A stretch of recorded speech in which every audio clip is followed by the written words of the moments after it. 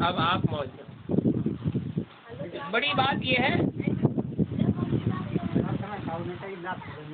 हाँ, तो करने वाला उसको अपने बच्चों से विशेष स्नेह, तो उनके स्नेह का लाभ लीजिए, फुहारों का आनंद लीजिए। दिक्कत लग रही हो तो दीवारों की तरफ हो जाना थोड़ा, नहीं तो बैठो। ये जो अमृत वर्षा है वो बड़ी मुश्किल से मिलती है, तो आप समझ लीजिए। हम और आप जिस संसार में आए हैं उसमें कुछ बातें ऐसी हैं जिनकी वजह से हमारे काम नहीं बन पाते, अधूरे रह जाते हैं, या हम उनको पूरा नहीं कर पाते, दोनों एक ही बात है। और तब तक शरीर से ये स्थूल जो जामा है वो छीन लिया जाता है। एक प्रेमी ने पोस्ट किया, बहुत बहुत अच्छी बातें मालिक के प्रेमियों के अंदर भरी हैं, अवसर मिलता है तो वो उसको सामने रखते हैं।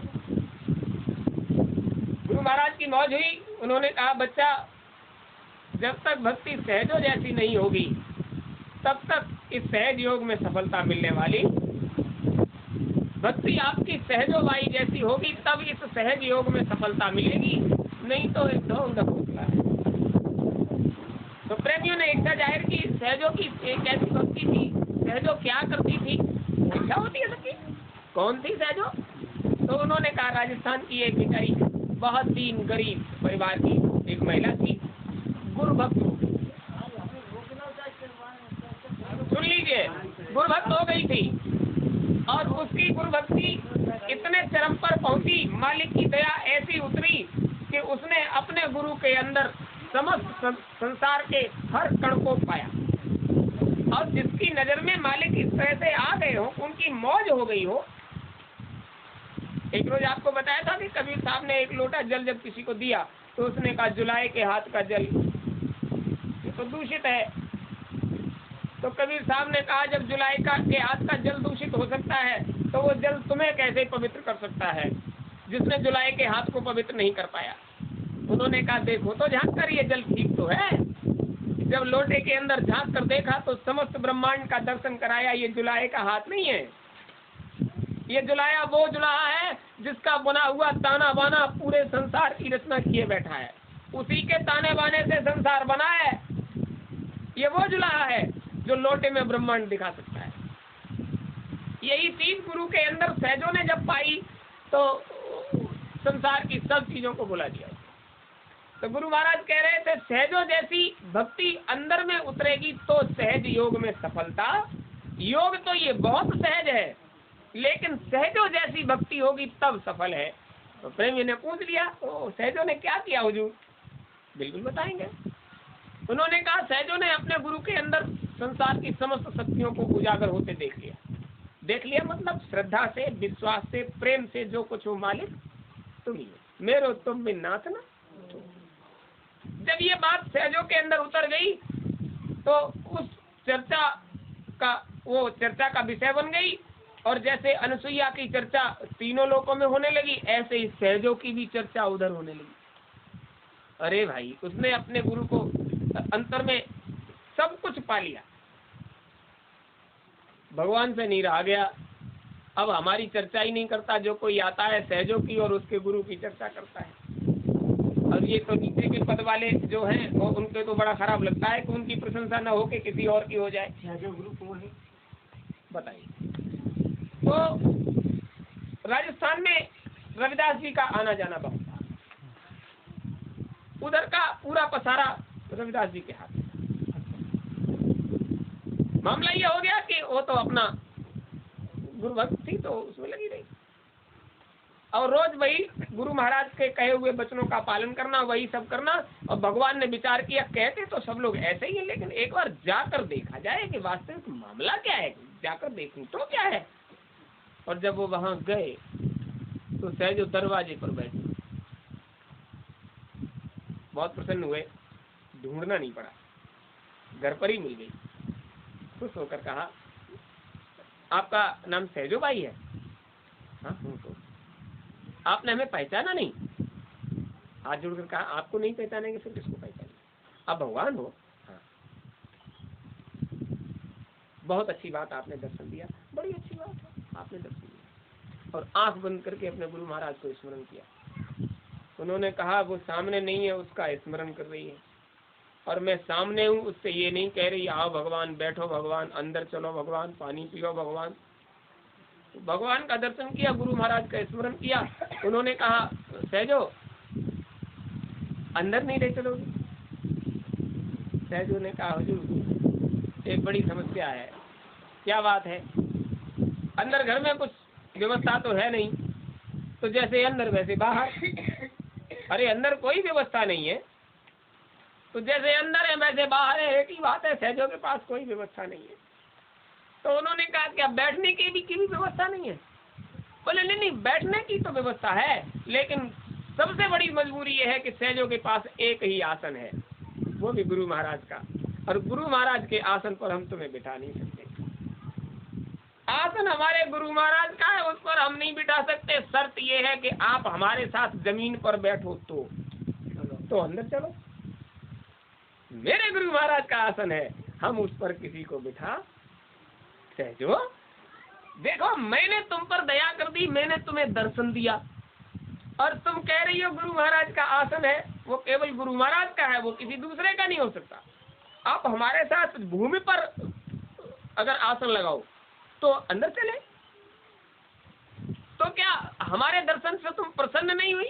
सहजो ने कहा बहुत खुश हुए, बहुत प्रसन्न हुए, लेकिन आप खूब समझ लीजिए, आपके दर्शन की बात होती, हम अपने गुरु महाराज के चरणों में सर रखते, तो आपके दर्शन तो जब चाहते तब गुरु महाराज झोली में डाल देते।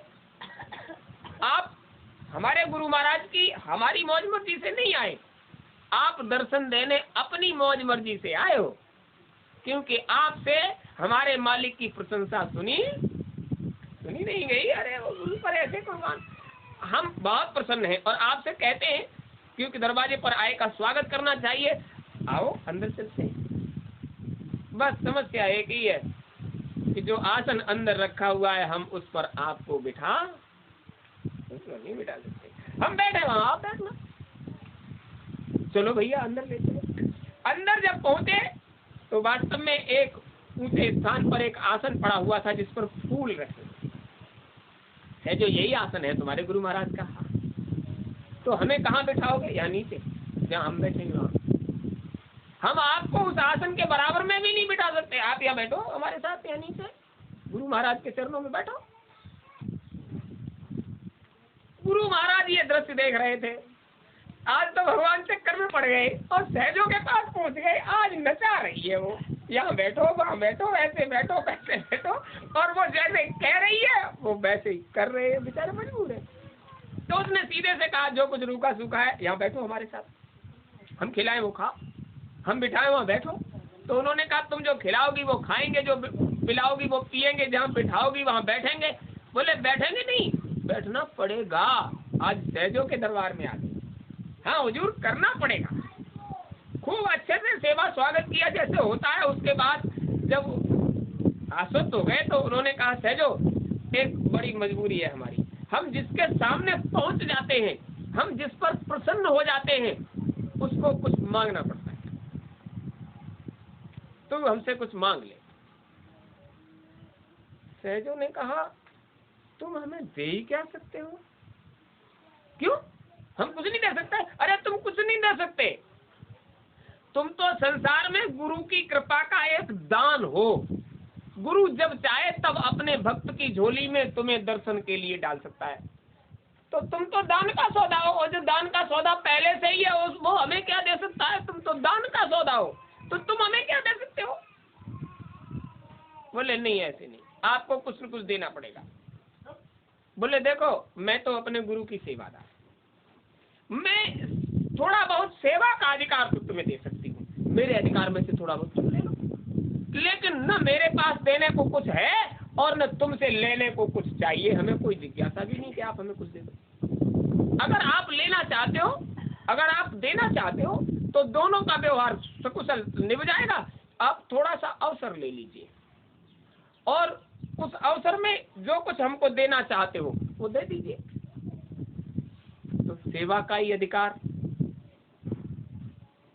मिल जाता। हाँ मिलेगा। क्या सेवा चाहती हो सहजो?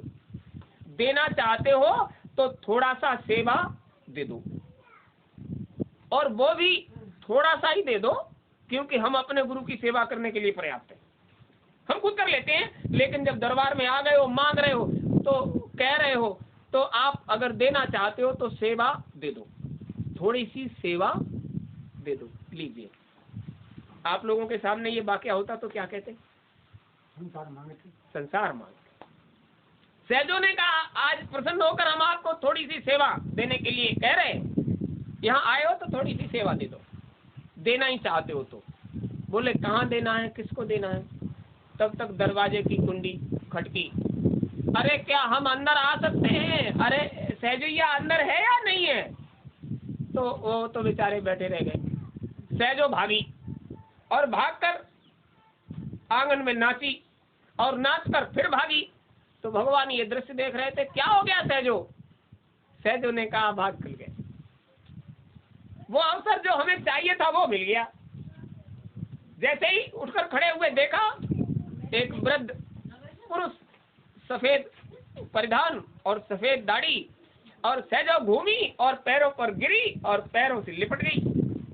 मालिक आप खूब आ गए, बहुत अच्छा अवसर लेकर आए, आज तो आपकी दया कृपा सब तरह से हो गई।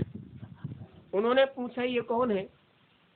सहजो ने कहा इन्हीं की दया कृपा से आप हमारे दरबार में आज पधारे हो। ये हमारे गुरु महाराज हैं, बार बार चरणों से लिपट जाए और ये कहे बस इन्हीं मालिक की मौत से तो तुम चले आए हमारे पास। ये वही है जिनकी दया से आपका दर्शन हमें हुआ, आपकी सेवा का अवसर मिला। और खूब समझ लीजिए, आपने कहा कुछ मांग लो, तो हमने उसमें अपने गुरु महाराज की सेवा के लिए थोड़ा सा अवसर मांगा है आपसे। गुरु महाराज आ ही गए हैं। वो गई दौड़कर, बर्तन लाई, गुरु महाराज को खड़ा किया, लोटे से जल डाले और उनसे कहे धो धो धो धो, हम डाल रहे हैं जल, तुम धो, हमारे गुरु महाराज के चरण पखार लो। भगवान बेचारे क्या करते, सहजो जल डाले और भगवान मले गुरु के चरण धो धो। निकल कर बाहर आए, सहजो ने अपने उत्तरी से चरण पहुंचे और ऊंचे आसन पर बिठाया। मालिक थोड़ा गर्मी है। अरे प्रभु आप आ ही गए हो तो लो पंखा ले लो, यहाँ पीछे खड़े होकर थोड़ी देर पंखा जलो और तब तक हम गुरु महाराज का थकान दूर कर लेते हैं, हम चरण सेवा कर देते हैं, आप तब तक पंखा कर दो तो इनको शांति मिल जाएगी। कैसे बनेंगे भाव? भगवान पंखा कर रहे हैं और भक्त चरण सेवा कर रहा है। गुरु को इतना सरल समझ लिया आपने, गुरु को प्रति जाने कैसे कैसे भाव बना लेते हो। भक्त ने गुरु को कहाँ समझा? संसार की सबसे अनुपम निधि है गुरु, जिसके ऊपर भगवान पंखा झले और भक्त चरण सेवा करें। अब तो भक्त ही चिल्ला के कहने लगा हम गुरु, भक्त छाती ठोक कर कहने लगा हम वही है। क्या मान रखा तुमने गुरु पद का? गुरु महाराज ने कहा सहजो जैसी सहज भक्ति होगी तब सहज योग में सफलता मिलेगी। आज तो कदम कदम पर गुरु, गिनती नहीं कितने गुरु, क्या क्या करना पड़ेगा उनके लिए। सहजो आज जिनके लिए लोग पहाड़ों की कंदराओं में तपस्या करते हैं, उनसे सहजो ने पंखा जलवा दिया अपने गुरु पर। कैसे बनेंगे ये भाव? आपकी रहनी और गहनी में सुधार नहीं होगा तो ये सहज योग नहीं बनेगा। कैसे बन जाए भाव विचार? अरे दुनिया का अंतर है, उसके अंदर जो कुछ भरा है वो निकलेगा आपके लिए। दुनिया के अंतर में अगर गंदगी भरी है तो आपके लिए उसके अंदर से अच्छा ही निकल ही नहीं सकती। लेकिन कारण क्या है? आपने जहां निंदा बुराई सुनी और आपको क्रोध आ गया।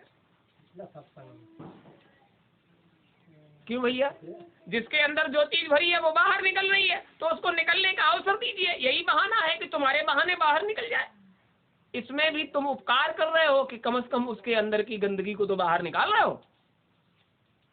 एक महात्मा जी नदी के किनारे बैठे हुए थे, सब लोग स्नान कर रहे थे, पावन नदी गंगा, वो भी अपने वस्त्र उतार कर सब लोगों के साथ नदी में प्रवेश कर गए।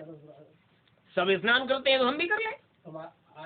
वो अचानक से उनकी दृष्टि पड़ी,